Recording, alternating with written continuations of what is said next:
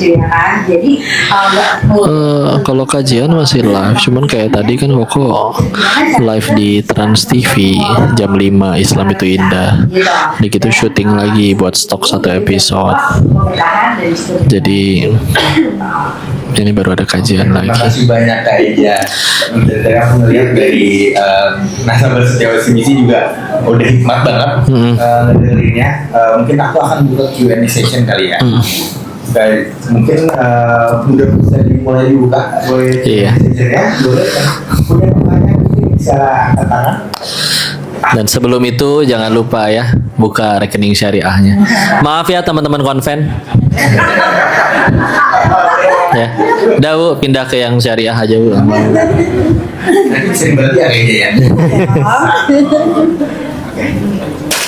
Aduh, wah parah Bu, parah.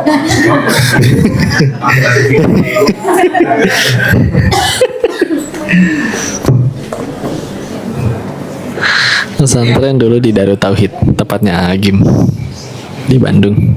Bismillahirrahmanirrahim. Assalamualaikum warahmatullahi wabarakatuh. Waalaikumsalam warahmatullahi wabarakatuh.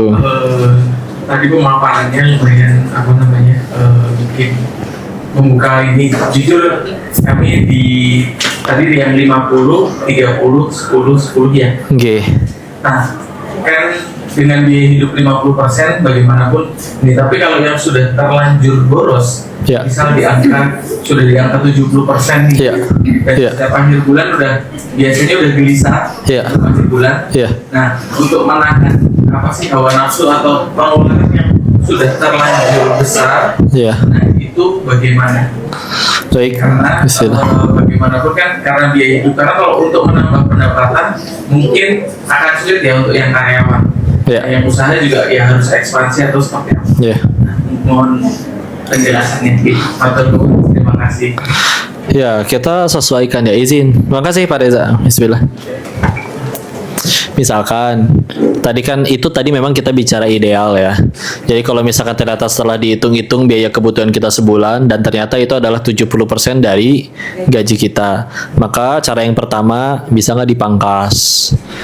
Nah, contoh masalahnya ini dia, kadang ada yang merasa bahwa itu sesuatu yang nggak bisa dipangkas padahal bisa dipangkas. Contoh, aduh ini nggak bisa dipangkas, emang apa yang nggak bisa dipangkas? Rokok, loh ada kok orang nggak ngerokok gitu ya. Ada ini kopi, ada orang nggak ngopi gitu istilahnya. Ini punten ya bagi yang jualan kopi, ini mah misalkan apapun itu ya, karena lihat bisa dipangkas atau enggak. Karena pilihannya dua, antara mangkas atau nambahin penghasilan. Gimana kalau tadi yang kerja atau kayak gimana? Yang ditambah skillnya berarti. Punten ya, ada orang yang dia kerja 8 jam itu dibayarnya kita tahu harganya segitu, tapi ada orang yang kerja dibayarnya yang kerjanya cuma 1 jam, tapi bayaran 1 jamnya itu bisa 6 bulan orang yang tadi loh. Yang beda apanya kan? Skillnya kan. Jadi skillnya itu jadi nambah leverage gitu istilahnya. Dan skill kita lahir pada nggak punya skill, jangankan ngomong, jangankan lari, dulu aja masih harus disuapin, cuman oe-oe bisanya. Jadi skill sesuatu yang bisa belajar, akan repot kalau kita nggak mau belajar. Makanya kadang krisis kemanusiaan yang paling besar itu bukan kelaparan, kemiskinan, dan kriminalitas, tapi nggak mau belajar, nggak mau ilmu, dan nggak punya ilmu, nggak mau nyari ilmu lagi. Nah ini udah lebih repot. Maka nanti ketika akhirnya kita punya leverage itu tadi dengan skill, dengan nambah pengetahuan, ya kan ngebohong kalau bilang nggak punya waktu luang mah. Cuman kan kadang waktu luang kita kadang habis demi sesuatu, ya udah scroll TikTok cuman jadi tertawaan udah, tahu-tahu ngantuk. Sampai kadang TikTok yang nontonin kita udah ini masih nyala gitu. Menjiwai banget ibu ketawanya. Ya. Gimana kalau misalnya diganti jadi baca buku atau ya dengerin apa sesuatu yang sampai akhirnya ada sesuatu yang bikin kita naik ya. Dan ketika akhirnya kita punya sesuatu skill yang orang lain gak punya, dan alhamdulillahnya kan boleh ngikutin hobi. Ada orang yang dia benar-benar jago moto dan tarif dia moto tuh benar-benar mahal, tapi dia disuruh masak nggak bisa ya. Dia disuruh bikin obat di lab farmasi nggak bisa, nggak ngerti sama sekali. Tapi ya udah, karena memang dia bidangnya di situ. Tapi kalau benar-benar ahli kan itu jadi leverage bagi dianya ya. Jadi Makanya sampai diwajibin ayat yang pertama turun Iqra, kita disuruh baca. Ada gitu juga disebutkan bahwa thalabul ilmi fardhatun ala kulli muslim. Ya, jadi bahwa menuntut ilmu nggak cuma ilmu agama, bahkan jadi kewajiban bagi kita. Toh yang untung kamu juga. Ya, jadi silakan. Walaupun kita mesti siapa ketika akhirnya kita jadi pengusaha, kita tentu pengen punya karyawan yang bagus ya. Masalahnya orang yang benar-benar punya kualitas diri bagus, mohon maaf dia nggak akan lama jadi karyawan, karena suatu saat dia pasti berkembang, ya. Dan kita harus terima. Dan ketika kita sebel sama orang yang, aduh ini orang nyebelin banget sih ini karyawan, ya kadang kita juga mesti bisa mikir kalau memang dia punya kualitas yang bagus ya dia udah jadi orang hebat, nggak akan jadi punten ya misalkan ya pesuruh terus menerus gitu. Iya dia bisa jadi orang soleh, bisa jadi taat ibadah, tapi kan skill juga harus bertambah gitu ya. Jadi kita bicara orang baik, tapi bicara orang yang punya skill atau enggak kan itu beda urusan, bukan masalah baik atau enggaknya. Dan kita harus nambahin skill itu, karena yang mahal tuh value kitanya. Kalau kitanya udah mahal value kitanya, nanti lama-lama akan ada peningkatan. Dia pakai jam tangan beli di TikTok Shop 89.000, orangnya percaya 10 juta semua itu. Karena itu bos gua, masa iya dia pakai jam tangan 89.000 padahal bener. Cuman karena yang pakai orang hebat, orang nggak percaya. Atau dibalik, ada orang yang seumur hidup ngutang melulu, kerja paling lama sebulan selalu dipecat, kemana-mana ninggalin utang, nyebelin, nggak bisa dipercaya omongannya. Tahu-tahu dia pakai handphone harganya 25.700.000 warna oranye. Spesifik banget ya. Ya. Maka kan orang ngiranya macam-macam. KW ya bro? Enggak bro, asli. Berarti lu menang slot. Tuh lihat ya, niatnya beli barang buat ningkatin kelas diri, malah dihina orang. Karena sekali lagi yang mahal bukan barang yang nempel di kita, tapi kitanya. Ya, dengan akhirnya kita ningkatin value terus, ya nanti pilihannya dua. Mau kebutuhan kita bertambah pun, tapi kan karena leverage-nya juga naik, akhirnya bisa jadi nanti ada titik di mana duit yang ngejar kita. Serius. Ya, nah kalau udah di titik kayak begitu, silakan mau disebut foya-foya kayak gimana juga. Tapi kalau udah jadi orang hebat juga biasanya nggak foya-foya nggak jelas sih. Kalau foya-foya dalam sedekah baru silakan, ya. Jadi ya gimana prioritas, gimana kita kontrol diri, gimana kita disiplin diri. Makanya kadang hal-hal seperti itulah yang membedakan kita yang tadinya dulu satu kelas belajar bareng waktu SD, tapi kok 40 tahun kemudian udah pada beda nasib. Kan sebetulnya bukan sekedar perkara nasib, tapi diri kita yang hari ini adalah ditentukan kita yang kemarin-kemarin ngapain aja, ya. Jadi ya memang harus dirubah itunya ya, istilah orangnya. Begitu Pak, karena masalah rasio mah gampang, itu mah tinggal diaturin, ya. Wallahu a'lam bishawab. Baik, Pak udah mau terjawab? Terima kasih banyak. Ada dua lagi, tiga. Oke baik. Yang mana? Silakan ini ada Pak. Oh, silakan di sini Kak.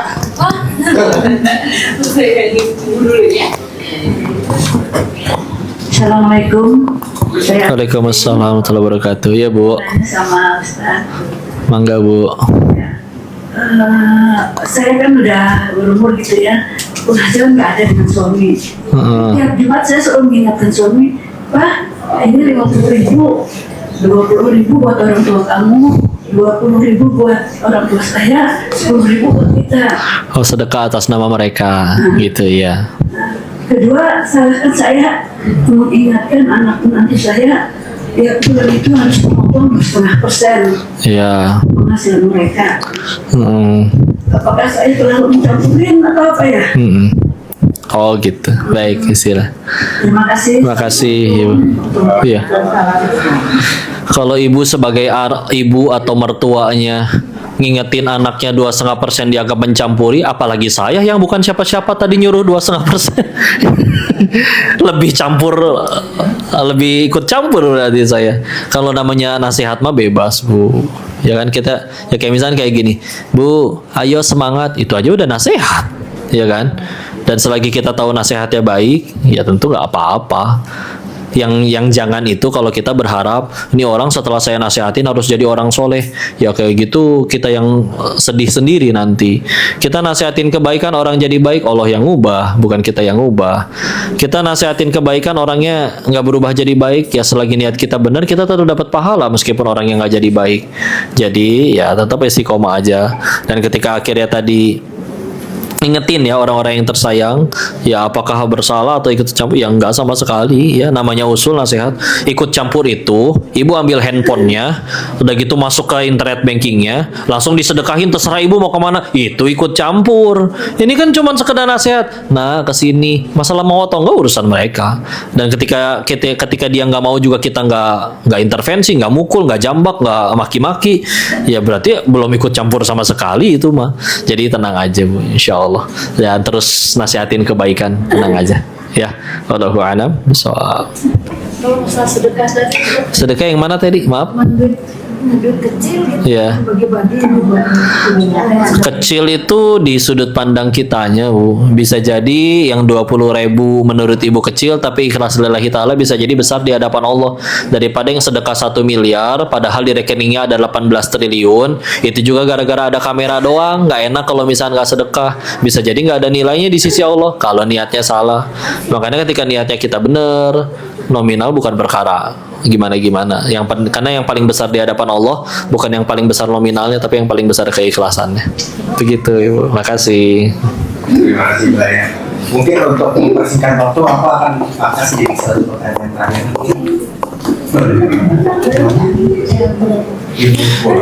Yang wajahnya lebih menderita dulu aja. Enggak, takutnya masalahnya lebih urgent, Bu. Maaf. Bercanda ya, Bu. Maafin ya, Bu.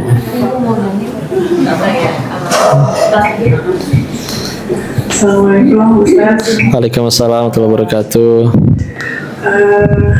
Tadi ini tentang penerapan konsep hemat, pembagian penghasilan segala macam. Iya. Itu bagaimana ceritanya dengan ibu rumah tangga yang dikasih jatahnya Iya. pas-pasan sama suami, cara membaginya bagaimana, sedangkan kita juga kepingin ngumpulin duit. Iya. Gitu. Tapi kalau habis-habisan dibilangnya boros. Gitu. Kita ngumpulin, nabung, gak ada sisa sengaja, tapi kita itu nabung gitu. Tapi di mata suami habis, boros. Iya. Gitu. Itu bagaimana ya nerapinnya? Baik. Terima kasih Ustaz. Assalamualaikum. Waalaikumsalam warahmatullahi wabarakatuh. Ya, mudah-mudahan Allah tolong penghasilannya dua-duanya bertambah. Udah gitu pemikirannya juga berubah, bahwa yang tadinya menganggap itu boros sekarang menganggap itu kamu pintar manage duit ya. Jadi berkembang aja lah dua-duanya semuanya ya. Masalah karena ini mesti dibedah detil dulu, dapatnya berapa, dipakainya apa aja, baru kan kita bisa dapat kesimpulan. Tapi kalau misalkan kitanya udah benar-benar hidupnya lempeng, saya amat sangat yakin dan percaya hidup bener, belajar terus, nggak mungkin penghasilan segitu-gitu aja, pasti bertambah. Meskipun ibu rumah tangga ya, ibu rumah tangga bisa nambah skill.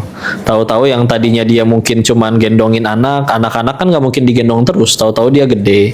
Ketika akhirnya udah punya waktu luang, dia akhirnya belajar masak, masakannya betulan enak, meskipun jualan cuman online ya, atau tahu-tahu mulai bikin konten, begini loh cara supaya kalau bikin telur mata sapi teh nggak pecah pas diidiin. Karena yang kayak gitu tahu-tahu orang pengen nonton ya, itu sekarang oh ya Allah, zaman sekarang amat sangat jauh lebih mudah sih untuk istilahnya ya tadi ya, punya dikenal, akhirnya bisa berkarya ya.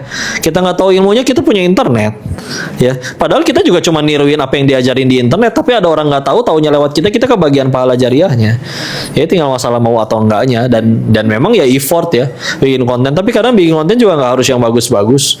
Kemarin kau ketemu, ada punya acara di TV One dengan narasumber-narasumber yang beberapa kali adalah orang-orang yang punya disabilitas ya, punya keistimewaan. Tapi mereka jelas-jelas mohon maaf nggak bisa ngeliat, tapi bisa bikin tutorial gitu. Narasumber ada, dia tutorial naik kereta dari Bogor ke Jakarta pakai kereta bagi orang tunanetra. Coba, yang bikin tunanetra betulan. Dapat ke sini, nanti bilangnya ke yang ini, dan itu dia ngerekamnya bener gini dan dia nggak bilang, saya nggak peduli bagus atau enggak, saya aja nggak bisa ngelihat hasil video saya ya, muka saya aja saya nggak tahu kok gitu. Tapi ya ketika udah niatnya benar-benar pengen lempeng, tulus, Allah bisa tolong untuk jadikan itu akhirnya banyak ditonton orang, dilihat orang ya. Jadi ya silakan, peluangnya terbuka besar. Dan tadi sekali lagi, ketika kita udah hidup bener lempeng lurus di hadapan Allah dan terus menerus belajar, nggak mungkin nggak naik sih. pasti Allah tolong, entah penghasilannya, entah ilmunya, dan pasti akhirnya terbuka kesempatan-kesempatan yang lain. Meskipun dia ibu rumah tangga atau apa, ya rumah tangga kan banyak yang akhirnya berdikari, tahu-tahu konten, tahu-tahu, ya bismillah lah, manfaatin teknologi ini aja, ya, jangan disia-siakan, jangan cuman jadi habis keketawaan, udah, jadi jangan cuman jadi penikmat, tapi kita bikin sesuatu yang juga dinikmati orang, bismillah, insyaallah. Wallahu a'lam bishawab. Oke, terima kasih. Mungkin tadi karena menurut antusiasnya banyak, mungkin dulu pertanyaan lagi kali ya. Nah, gantian Kak Eja yang jawab. Waalaikumsalam warahmatullahi wabarakatuh. Bagaimana sih kita caranya meningkatkan rasa syukur? Karena saya ya baru ikutan webinar TDW gitu ya, terus di situ dikatakan bahwa TDW tung desem waringin. Kalau kita ingin financial freedom gitu, sebaiknya kita kita punya passive income sejumlah apa yang kita keluarkan. Ya. Rasanya kok jauh banget dan selalu melihat ke atas ya. Iya. Gimana sih, walaupun di bawah juga banyak yang masih di bawah dari kita, tapi rasanya kok rasa syukur itu kurang aja di diri kita gitu ya, diri saya. Itu sih Ustaz, terima kasih. Keja mau jawab? Baik, istilah. Jadi lihat dua-duanya penting, Bu. Lihat ke atas, tapi disikapi lihat ke atas untuk memotivasi, lihat kedua yang ke bawah untuk menyadarkan diri, ya. Jadi selagi dua-duanya dilihat dan ditempatkan dengan benar, dua-duanya jadi kebaikan, ya. Dan syukur itu memang salah satu caranya ya dengan wisata rohani sih, memang ngelihat ada orang yang ya kita sibuk, kita kesel gara-gara omset bulan ini turun 1 miliar misalkan, sedangkan yang lain ada yang mikirin besok bulan tentu pengen makan apa, itu silakan dan juga harus dirutinkan. Tapi hati-hati juga, jangan jadi ya udah deh jadi pasrah aja nggak apa-ngapain karena banyak yang lebih sulit. Itu juga silakan lihat ke atas, oh dia lebih sulit kondisi awalnya tapi kok bisa tetap berhasil juga, ya. Jadi monggo, itu dua-duanya dilakukan dan dijaga dengan cara apa ya, tadi semuanya diniatkan untuk jadi amal soleh, ya. Kalaupun akhirnya jadi lebih mampu secara finansial, niat mampu secara finansialnya juga tadi buat nyenengin orang-orang yang tersayang, itu akan jadi percepatan yang lebih baik biasanya ketika akhirnya cuman sekedar iri aja begitu. Dan iri kan sebetulnya boleh, Bu, asal kepada dua hal saja kata Nabi. Kita cuma boleh dua hal, kita cuma boleh iri pada dua hal. Satu, kepada orang yang diberikan ilmu dan belajar dan mengajarkannya, itu saat itu kok pinter banget ya, saya pengen ngaji juga kayak dia, kalau itu boleh. Dan juga orang yang diberikan harta oleh Allah dan dia gunakan hartanya untuk jadi kebaikan. Aku juga pengen kaya biar bisa bangun masjid kayak dia, kayak gitu jadi kebaikan. Bahkan ada istilah lain menyebutnya itu adalah ghibtoh, ya. Tapi irinya kalau untuk dua hal itu boleh. Kayak nggak boleh itu tetangga ganti mobil, kita juga nggak mau kalah ganti mobil, akhirnya bela-belain kena riba, leasing, akhirnya malah jadi gara-gara itu malah jadi mikirin cicilan, repotnya. Kalau kayak gitu biar tekor asal kesohor, ya. Orang begitu mobil baru kita datang paling banter dia cuma bikin suara ayam, keren, udah. Kecuali setiap kali ada orang muji dia sekalian bantuin nyicil, kan enggak, ya enggak. Jadi ya udah, akhirnya lebih mudah ketika tujuannya kepada Allah, ya. Maka udah gitu, silakan diporsikan, lihat yang atas yang bawah di porsinya masing-masing. Ke bawah untuk, ke atas untuk memotivasi, yang ke bawah untuk mengingatkan kita bahwa nikmat kita sebetulnya sudah jauh lebih banyak, ya. Gitu aja, Bun, sambil Allahu a'lam bishawab. Nambahin nggak? Ya. Aku mau ngasih hadiah aja. Wih, masya Allah. Jadi ya Bapak Ibu, ini kita ada baby glow ya. Ini emas beneran loh. Emas beneran gitu ya. Dimana kita juga punya tabungan emas gitu ya, yang berbasis syariah tentunya gitu ya. Dimana pembeliannya mulai dari Rp10.000 gitu ya. Ibu bisa berinvestasi untuk membeli emas di OCBC Mobile ya, OCBC. gitu Bapak Ibu. Jadi nggak perlu nunggu untuk Waalaikumsalam warahmatullahi wabarakatuh. mulai berinvestasi. Harga 10.000 Assalamualaikum itu bisa mengkonversikan gram emasnya gitu ya menjadi emas. Izin apa Ustaz? Nah ada, jadi gini nanti setelah nominal tertentu gramnya Terima kasih Kak Tantri. gitu. Biasanya ada angka. Ya, pilihannya Waalaikumsalam warahmatullahi wabarakatuh. beberapa merek lainnya gitu ya, mulai dari Antam, Waalaikumsalam warahmatullahi wabarakatuh. Insya Allah saling mengucapkan salam ya. Gitu, Bapak Ibu. Jadi 10.000-nya Nai. bisa beli emas, Bapak Ibu. Gitu. Wah, Vicky, Jadi, barakallah, Kak pemirsa Tantri. juga nggak nunggu punya uang Gokil berlebihan kita, gitu. konsultasi Jadi, apa? bisa mulai, tapi dengan 10.000 Waalaikumsalam warahmatullahi wabarakatuh Yuniko. Ibu, terima kasih. Ya minggu ada di Istiqlal insya Oh Allah. iya, satu lagi jika Bapak Ibu yang Coba pakai cincin asal bukan emas boleh. Cincin karet dan, misalkan. belum Atau perak menggunakan, boleh. tabungan emas itu kalau hari ini Ibu beli dengan Pagi biasanya dari jam 8, setengah 9, jam 10, jam 9, jam 10-an. nanti dibantu di depan ya Ya, terima kasih. Gimana sistem nabung paketnya? Buat aku enggak. Kok belum tahu. buat kamu. Kan udah banyak. Belum. Oke, sepertinya itu karena sudah jam segini, seperti itu akan menjadi pertanyaan terakhir. Mungkin teman-teman, aku pengen kasih tahu nih untuk teman-teman yang tadi yang habis nanya tadi dapat tumbler, mungkin teman-teman merasa aku mau dong tumbler.